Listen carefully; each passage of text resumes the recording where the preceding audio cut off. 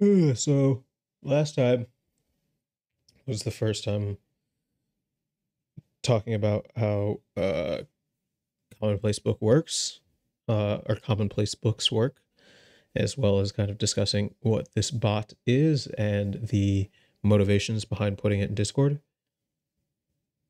From now on, not from now on, but I think that I've been sharing the outputs to the social media kind of feeds of the world and my website, and I feel like I just want to capture the process of the wandering, because that in and of itself is, I think, pretty interesting conceptually, right? Like how we get from point A to point B. And of course, it's going to be a little bit more helpful if I do this more than another person, because these are books that I have read and can talk more in detail about. So I think I'm going to try a format where I just kind of like wander through the database. We come up with a few favorites, not in particular, and just kind of like just wander for a little bit, talk contextually about what's going on, and then see where we end up. So let's start off with a wander. I wish I could do like a slash clear, but because it's a Discord channel, of course you can't do that. But we're just gonna wander. So we added this to the queue.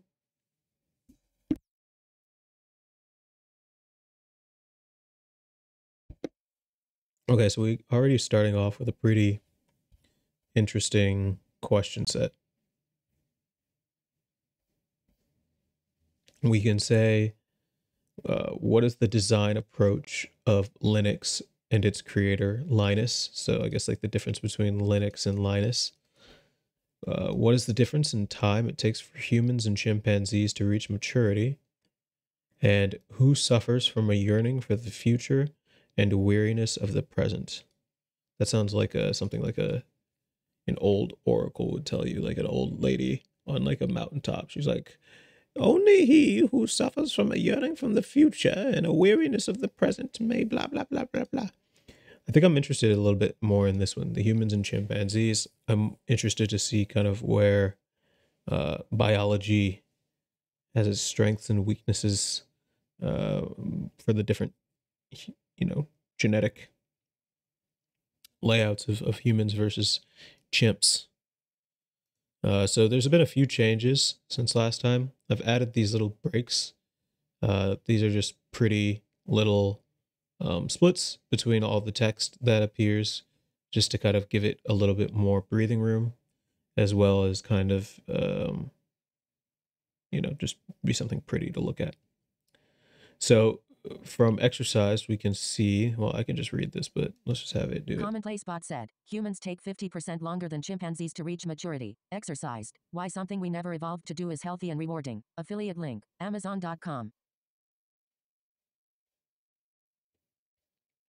Okay, that's interesting. So 50% longer. It takes about 18 to 25 years for a human to become mature. I guess 25 in terms of fully brain mature is what the latest kind of science says. So if that's 50% longer than a chimp, that means that a chimp would reach maturity in 9 to 12 years, and be considered biologically an adult. So interesting. Let's learn more. Commonplace bot said, by the age of 15, chimpanzees have produced about 40% and consumed about 40% of the calories they will need during their entire lives. By the same age, human hunter-gatherers have consumed about 20% of their lifetime calories, but produced just 4%. More than any other animal, human beings borrow against their future capabilities by depending on others in their early years. The Rational Optimist affiliate link, amazon.com. So I guess that's pretty interesting, because basically what is being claimed here is that humans are different than other animals because we actually credit our creation, put, or not credit as in like credit to, but we put on credit the idea that like, oh, this child isn't being productive for the economy at the age of 11 or the age of 7, but if you give them 20 years, they are going to be a productive member of the economy. They're going to create stuff that people want to use and want to buy. Whereas with a chimpanzee, it's pretty even the amount of calories that they've produced and given back and consumed. And I think the way to measure that, with a human, it's kind of easy to see because we have an economic output metric measurement in the form of dollars that a person has made over their lifetime. But for a chimpanzee, it's like, how many chimps have you reared? How many um, childs have you cared for? How much food have you brought back to the chimpanzee colony, I suppose? Pretty interesting. All right, let's see this last one. Commonplace Bot said, humans also had a far easier time chewing and digesting old favorites such as fruits, nuts, insects and carrion if they were cooked, whereas chimpanzees spend 5 hours a day chewing raw food. A single hour suffices for people eating cooked food. Sapiens, A Brief History of Humankind affiliate link, Amazon.com.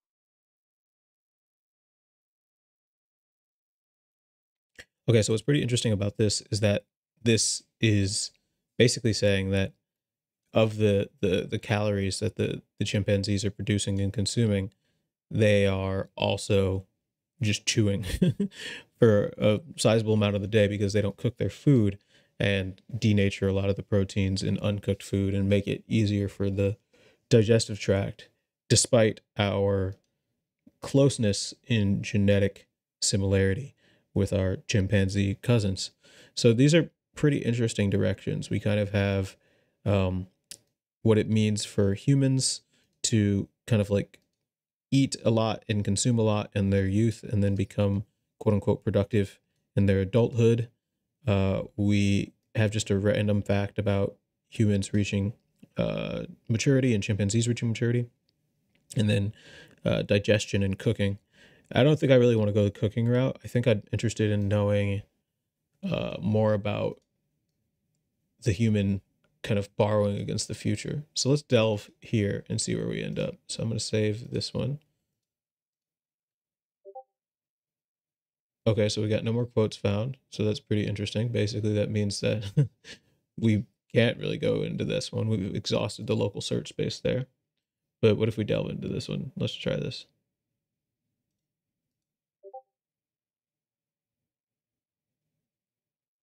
Okay, so we have cooking up frees a lot of time for us. Other primates spend 7 hours a day just chewing. We don't need to eat constantly to ensure our survival. Our tragedy is that we eat more or less constantly anyway. So this is basically us talking about our relationship to food, even though we technically need up a lot less time to cook our food than other species do. I mean, that's something that we probably didn't genetically grow out of. Let's see what this has to say.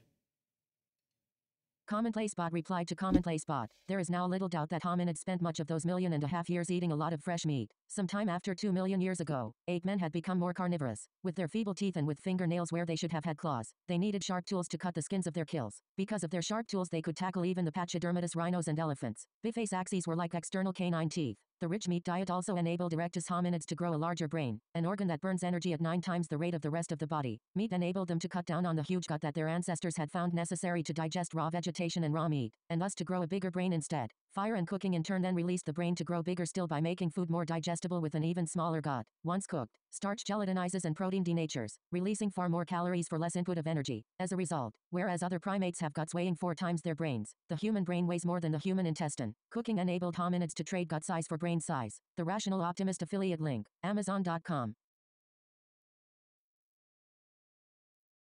So this is kind of what we were just alluding to a little bit earlier, right? Where we were talking about how what cooking does is that it doesn't save you time merely because you're cooking away food into something that's going to be, less likely to get you sick or more palatable. It's literally making food more digestible and more nutritious too, right? Like there's certain foods that don't really quote unquote unlock their nutrition until you cook them, which means that you get more calories for less energy input. So this is pretty cool. I wonder, let's see if we can turn this into a quiz so we can remember this a little bit better. And then let's also turn this into a quiz. So we are going to see the 5 hours a day probably and how many hours that a human was cooking. And then for this one, I imagine that we're going to see something about gut size for brain size is the question. Okay, so here we go. According to the book, what type of food did humans have an easier time chewing and digesting when cooked? Um, Fruits, nuts, insects, and carrion. I cheated. It's right here. How much time do chimpanzees? 5 hours. How long does it take for people to eat cooked food? Wait, what? For people eating cooked food to chew? Just a few minutes, right? Oh, 1 hour.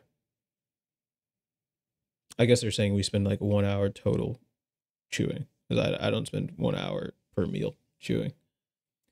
What transition did ape men undergo 2 million years ago, and why was it significant? They started cooking, they were more upright, they started eating bigger game animals than were available when it was like small, fresh meat. Larger amount of fresh meat, significant because they used the sharp tools to cut the skins of their prey, hunting larger animals, right?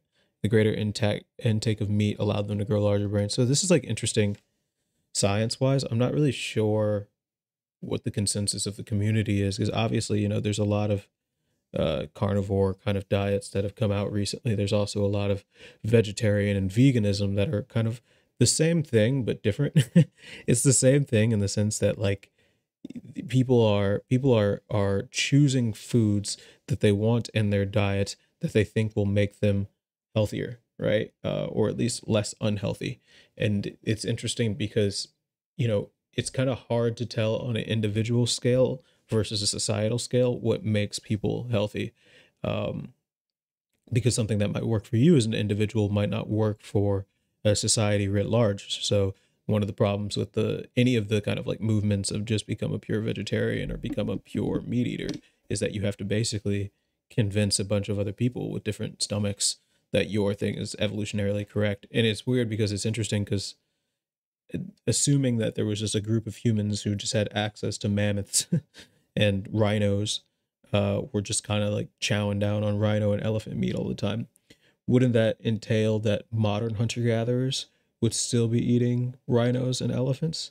I know societally speaking that like people don't hunt those types of animals anymore, or when they do, they hunt them for the ivory. But I guess maybe if you know you could make the argument, well, it's like they were maybe refrigeration and like society with like languages and stuff like that have made that less common. But how would you be able to tell? I don't know if humans, if my hypothesis is that like humans fully ate the animals that they killed all the time. I think sometimes it was more territorial, and a lot of the hominid species were probably just trying to um, kill their prey for sure, but basically they just wanted more space to hunt their preferred type of prey and feel less predated against. Oh, I didn't look at the question. How did the use of fire made because less time cooking and energy consuming? Again, this makes sense too. I mean, like when you think about like what it would take to chew through a raw, I don't know, potato versus like a cooked potato. Like a cooked potato is way easier to chew through than a raw potato. How does a hominid's gut size compare with that of other primates? The gut weighs 4 times the brain. This means that the meat rich diet was easier to digest. So basically, our guts got smaller and our brains got bigger, which is, again, one of those things that you see after the fact and then I think make conclusions about as opposed to evolution in the moment doing it. But it's pretty interesting. So let's hit the share for this one. Let's do the share for this one because it's this one is like the modern version of this, where it's basically saying we've had this ability that no other animals really take advantage of on this planet, and then we just use it to snack all the time, and I'm guilty of that. So who isn't? I mean, who isn't? I mean, this is kind of the same thing. These two. Oh wow, look at this image. It's like a hand holding corn. Is that corn? Human evolution, food, and overconsumption. I guess this is like overeating. It's pretty interesting. It's like pretty visually appealing. Um, I want one more here. Well, we already did that one. I think we did that one too.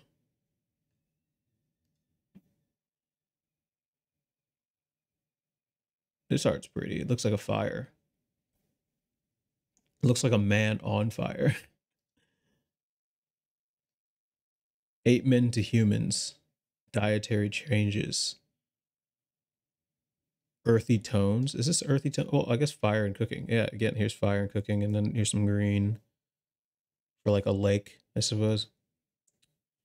I want one more quote, y'all. Let's delve one more time into like the modern version of human eating. And then we'll move on, I think. Oh, I got no more quotes found again. That's unfortunate. Which one did I do?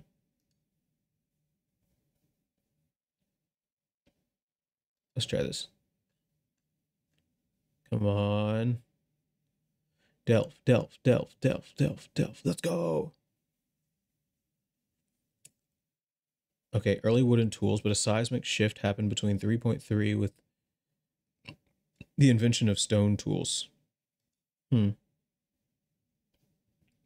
going to dive into this.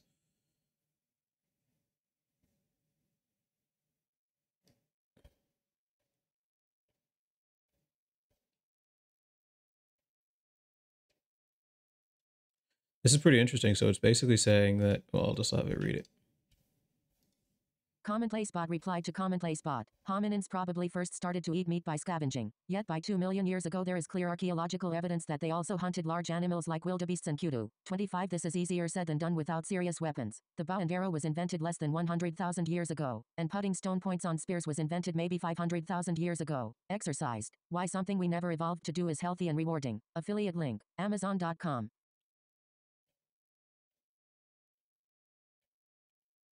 So basically what this tells me is that, you know, we were actually pretty creative with it. If 2 million years versus 500,000 years, it also took 1.5 million years ago, or 1.5 million years to come up with a fucking spear. Like, obviously, these things, I guess, with the rate of like technological development today, it's really easy to presume that humans were always this kind of creative and creating new technologies and stuff like that on the fly all the time, especially when it comes to like the Industrial Revolution and the scope of the 20th century and the technologies that came out in the 20th century. But it's like really hard to imagine that 400,000 years went between stone points on spears and the bow and arrow, right? Like, this seems like this is like a very logical next step. Like, if I take a stick and put a string on it, and then I can put the spear that's on the string and pull it, and that took 400,000 years. So, you know, don't overestimate how long humans take to do things. Okay, so it's like a cave painting. That's pretty cool. The rock here looks like really real. Like, the rock looks like kind of like it looks like a paper that got like bubbles in it in the bottom or something like that. I don't even know what really to describe that as, but it's definitely like a cave painting. For sure that's a cave painting. Yeah, that's pretty neat.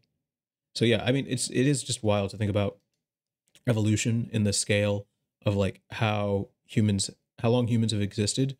You know, it says 2 million years ago that there were hominids hunting wild animals, like big wild animals, like not small wild animals like rabbits, but like wildebeests. And it's just crazy to imagine the time scale between 2 million years and the spear, 500,000 years, like 1.5 million years after that, and then 100,000 years, which brings a lot of credence to this quote that's talking about gut size, right? Because if it took all of that time to basically make spears, humans would have had a ton of generations to basically make smaller stomachs and slightly bigger brains, and we would kind of evolve in cadence with our tools, which I don't know if that's true for today, because obviously our tools are a lot faster and they involve a lot more. Um, they involve a lot more kind of like conditionality. Like, computers only really work if electricity works, and electricity only really works if, you know, 50 other things work, right? So it's like a lot of like conditional technology that exists today rather than just, but even then I guess you can make the argument that you got to have a rock and a stick to make a spear. So maybe that's a moot point. Anyway, I think we did good here.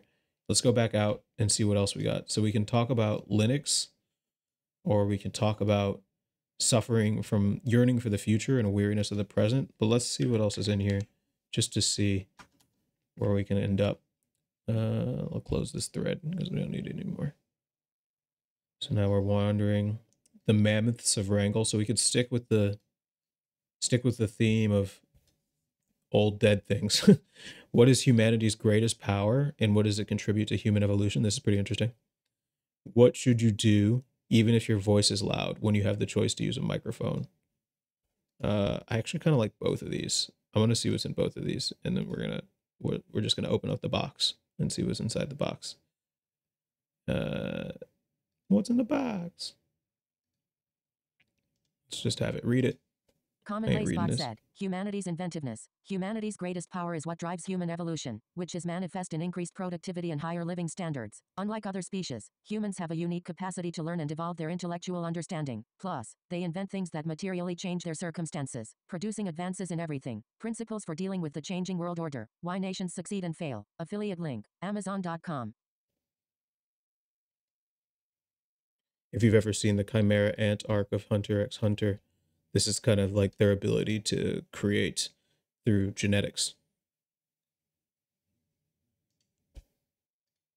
Commonplace bot said, human productivity is the most important force in causing the world's total wealth, power, and living standards to rise over time. Productivity, i.e., the output per person, driven by learning, building, and inventiveness, has steadily improved over time. However, it has risen at different rates for different people, though always for the same reasons, because of the quality of people's education, inventiveness, work ethic, and economic systems to turn ideas into output. These reasons are important for policymakers to understand in order to achieve the best possible outcomes for their countries, and for investors and companies to understand in order to determine where the best long-term investments are. This constantly increasing trend is the product of humanity's capacity to evolve, which is greater than any other species because our brain gives us a unique capacity to learn and think abstractly. As a result, our inventions of technologies and ways of doing things have advanced uniquely. That evolution has led to the continuous evolutions that make up the changing world order. Principles for dealing with the changing world order. Why nations succeed and fail. Affiliate link, Amazon.com.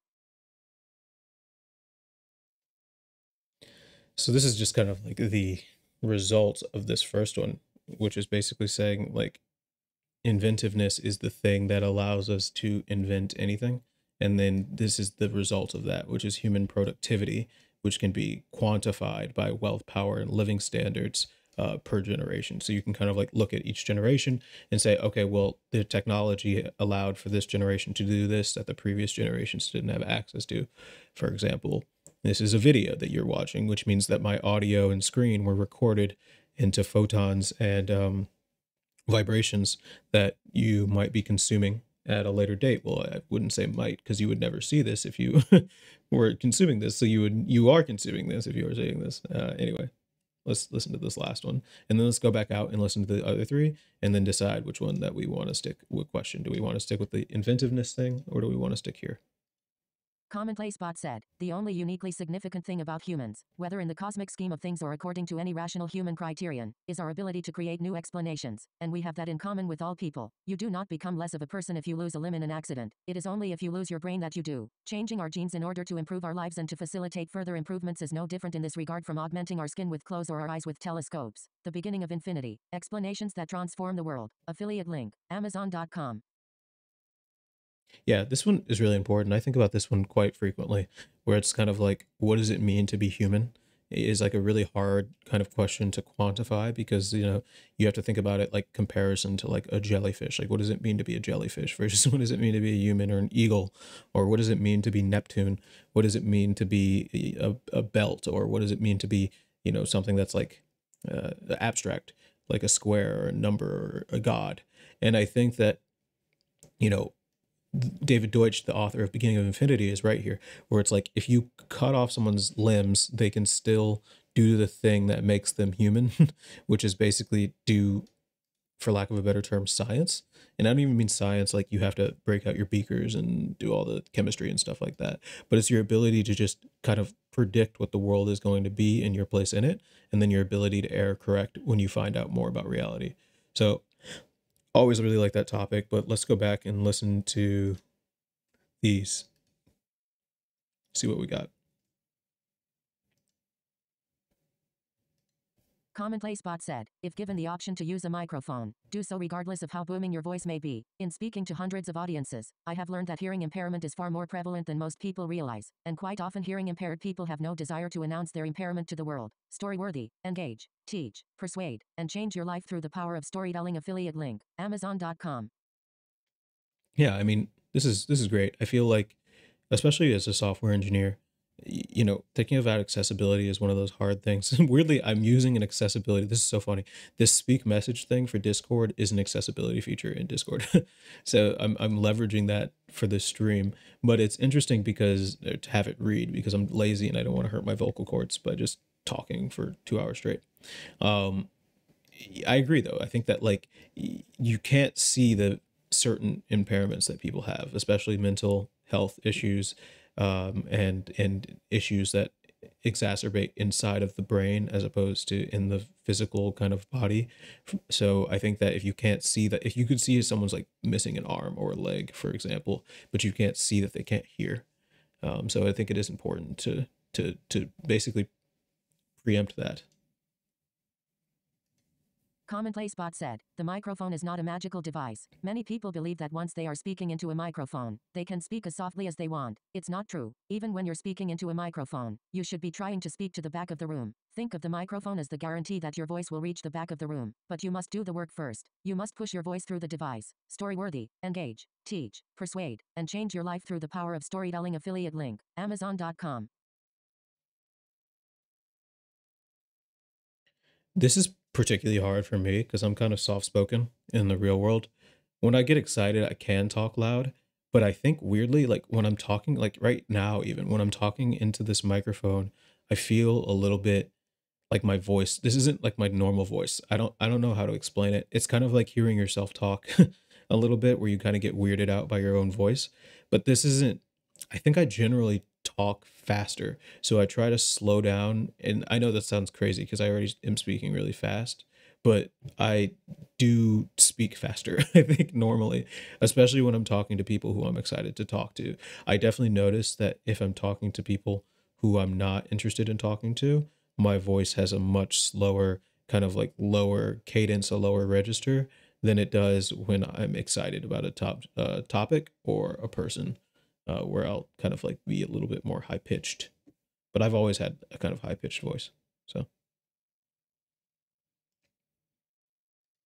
Commonplace bot said, learn to use a microphone from someone who uses a microphone professionally. I could discuss proper microphone use here, but there are many kinds of microphones, and it's the kind of thing learned best while doing it. Most people use microphones poorly. Don't be that person. The audio engineer at the Moth once complimented me on my microphone use. You can cut right through the laughter when you want, he said. That's so great. It is. When I can cut through laughter or applause and return to my story, I control the pacing of the performance. I dictate how the story will be told. Storyworthy, engage, teach, persuade, and change your life through the power of storytelling. Affiliate link, Amazon.com.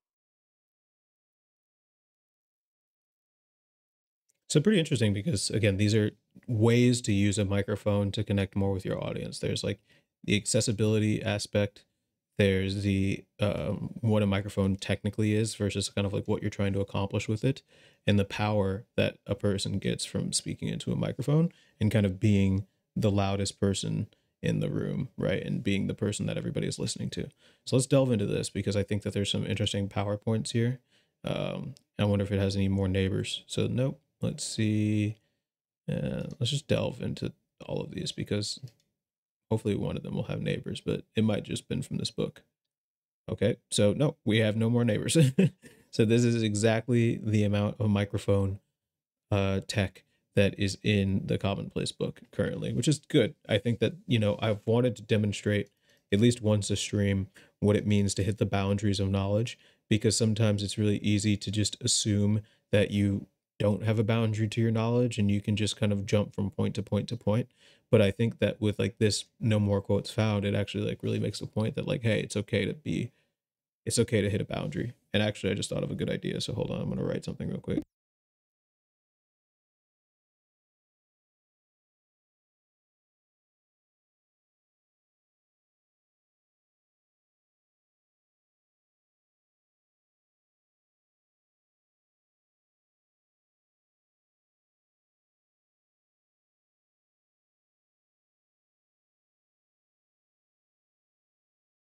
Okay, that's better. So obviously we're out of information here, but we can do quizzes on. I think I want to do quizzes about speaking to the back of the room, and I want to do a quiz about. Actually, I want to draw this just to see what it looks like. As like, yeah, the power of a microphone. According to the story, which you consider, uh, you should talk loudly, right? It says, yep, speak into the back of the room. It's a guarantee that people in the back of the room will hear you. I wonder what that has to do with Twitch streamers. What's a common misconception about using microphones, according to the quote? That you can speak quietly because the microphone will amplify your voice, which isn't true. So it says, a futurism art highlighting the dynamics of using a person adeptly telling and setting the story. Be sure to incorporate elements that reflect resonance, control, and the pace of your composition. So this is kind of cool. It's kind of like Harlem Renaissance. He's like kind of like yelling into the microphone. He's got like a cool jazzy kind of situation going on. I like the reds and the blues in the background. I really liked how the blue is coming off of his chin here. It's kind of like you can see like a blue light coming in from, I guess that would be coming in from the bottom. I don't know. I guess it could be coming in from the top, but and the red too. The red is really, really interesting here. It's a pretty powerful red. Um, yeah, I like that. That's cool. I'm gonna save that. Save. Okay. So let's go back to humanity's greatest power. We'll talk about this and then I guess we'll end it here. So inventiveness is our greatest power. So I think that I really liked this one about the human explanations thing. So let's delve into this topic. And there's like a billion quotes that I have on this because I think it's a really interesting concept. Again, what it means to be human. Um, so let's just hear what it says. Commonplace Bot replied to Commonplace Bot, as argued in Chapter 1, our ability to conceive of alternative, non-existent worlds separated us from our proto-human ancestors and indeed from any other creature on the planet. Every other creature can see what is. Our gift, which may sometimes be a curse, is that we can see what might have been. The Book of Why, The New Science of Cause and Effect. Affiliate link, Amazon.com.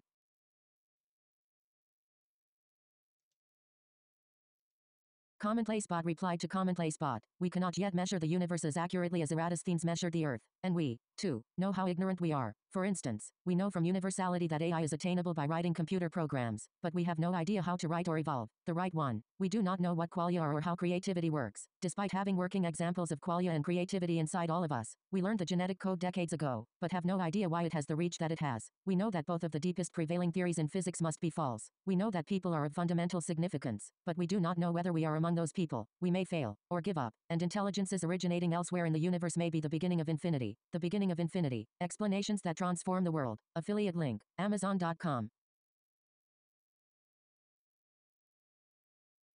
So I really love the kind of juxtaposition that's kind of brought up by these two quotes, where basically it's saying like, hey, every other creature is operating on like a kind of velocity with their creation or their understanding of the world, whereas like we operate on an acceleration. And there's a difference between those two. Like obviously if you've studied calculus in high school or college, you'll know that velocity is the derivative of an acceleration, or is acceleration the derivative? It doesn't matter.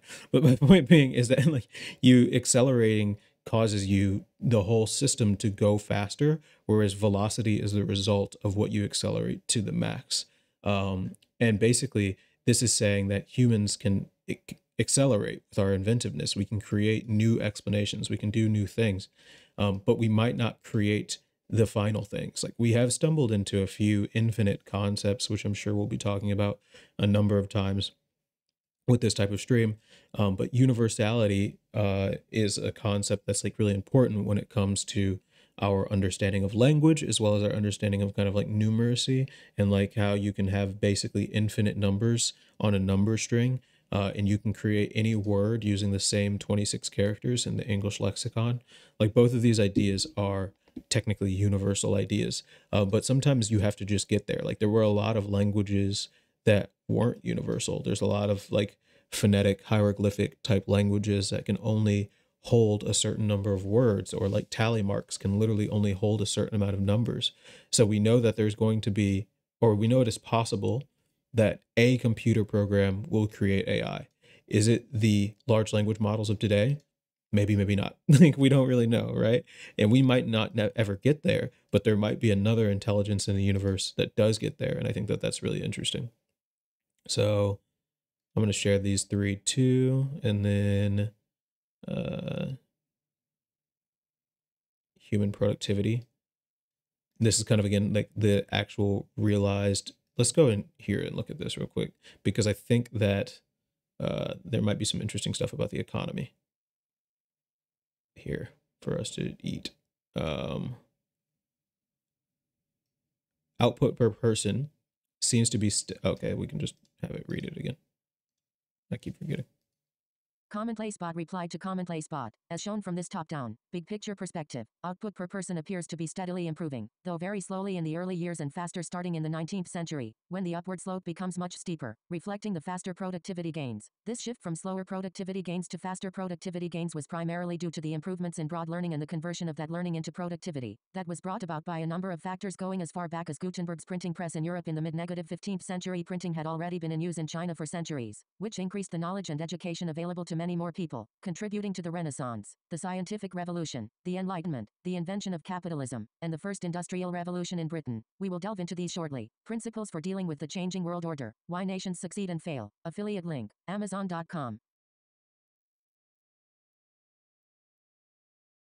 So what Ray Dalio is saying here, the author of this book, is that when you spread education, you basically increase your shots on goal for somebody creating something that it affects the entire species and other people around you. This is why it's so important to educate all your members of a species. And one of the reasons that I'm actually kind of like doing this, and why I've been so obsessed with like second brains for the past like couple of years, and kind of why I've built so much technology and ideas and writing around this kind of concept about how important it is to have a reading practice and use computation, is because it increases the likelihood that someone is going to be able to use this technology to do something that's actually really impactful to themselves and other people. And I think that you wouldn't get there. You don't get from point A to point B without helping people get from point A to point B.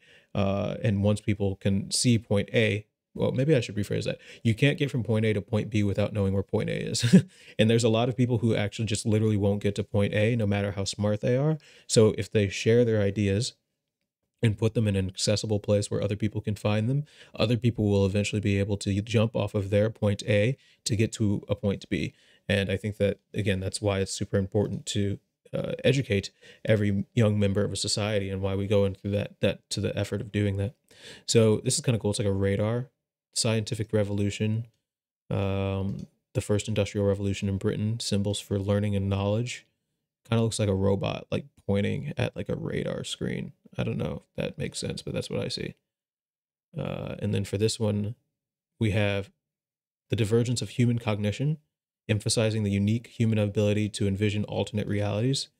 And we have what looks like a hand reaching out to a person in a hoodie sitting on some moss in like a foggy kind of grass rock plain thing, kind of like dreamy, kind of surreal, pretty interesting. And then for this, we have a vorticism inspired paradoxical vastness of the ignorance of the universe, which is kind of cool because you can kind of see like the strings of the universe like holding a planet like in a cradle. I like that idea a lot. Let's do one pseudocode here, and then I'm gonna go.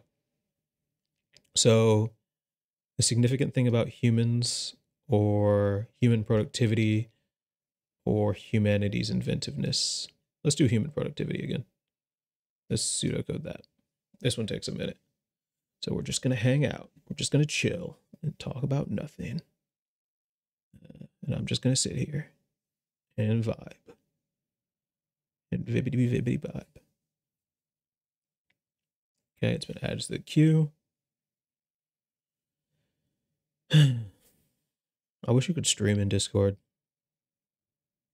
but you can't. At least yet. This is an interactive Commonplace Bot replied to Commonplace Bot app idea, productivity evolution. This is an interactive, educational app that visualizes and simulates the effects of different factors on productivity and wealth growth in a globally connected society. Users can adjust variables like education quality, inventiveness, work ethic, economic system, and see their impact on the productivity and wealth of nations over time. The app would use machine learning to generate accurate simulations based on historical data and predict future trends. It would also include an invention simulator, where users can invent new technologies or methods and see their potential impact on global productivity and wealth. This would serve as a lesson on the importance of inventiveness and learning in productivity growth. Pseudocode.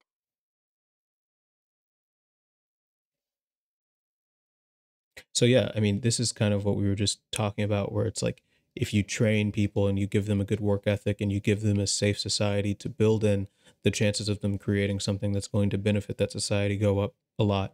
And I actually have a lot of problems, take a lot of problem with like kind of like the traditionalism of kind of like conservatism and communism on this point, where I think that they both kind of like miss the point that like they're trying to make a good society for the society that is instead of the society that will exist after them.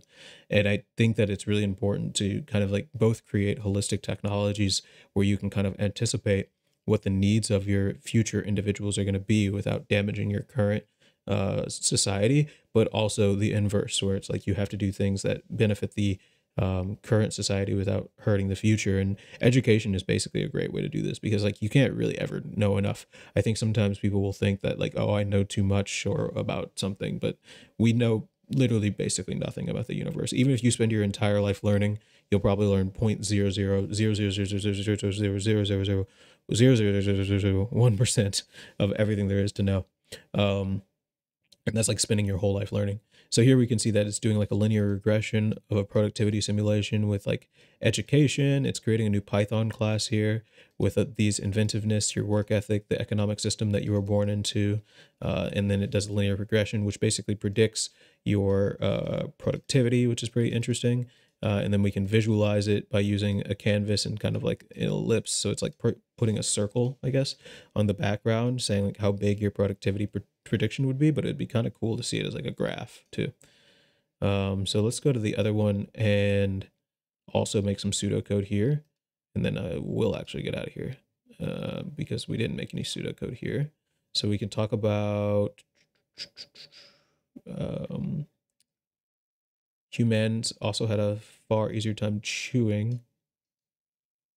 A single hour. Okay, so like maybe this will make a bot that will say, what do you do with all those other hours of the day? That would be kind of cool.